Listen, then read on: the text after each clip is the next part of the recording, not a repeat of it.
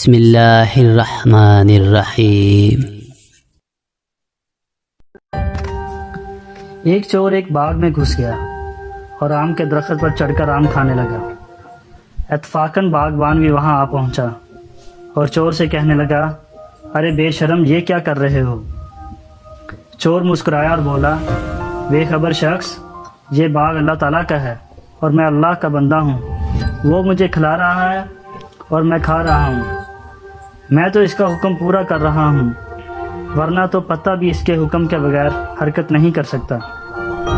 باغبان نے چور سے کہا، حضرت، آپ کا یہ بات سن کر دل بہت خوش ہوا، ذرا نیچے تو تشریف لائیے تاکہ میں آپ جیسے مہربان کی دستبوسی کر لوں۔ سبحان اللہ، اس جہالت کے دور میں آپ جیسے عارف کا دم اس دنیا میں غنیمت ہے۔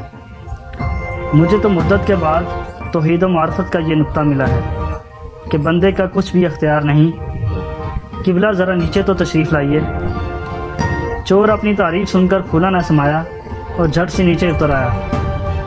جب وہ نیچے آیا تو باغبان نے پکڑ لیا اور رسی کے ساتھ درخت سے باندھ دیا، پھر خوب مرمت کی۔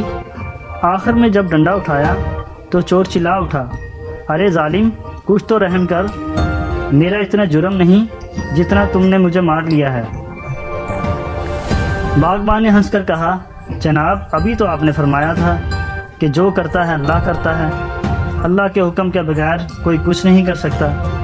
اگر پھل کھانے والا اللہ کا بندہ تھا تو مارنے والا بھی تو اللہ کا بندہ ہے اور اللہ کے حکم سے ہی مار رہا ہے، کیونکہ اس کے حکم کے بغیر تو پتہ بھی نہیں ہلتا۔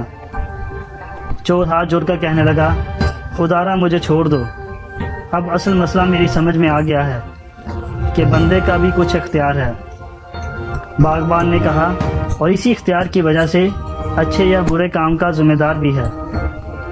سبق: ہر شخص اپنے قول و فعل کا خود ذمہ دار ہے۔ اللہ تعالیٰ نے ہر شخص کو برے اور بھلے کو سمجھنے کی عقل عطا فرمائی ہے۔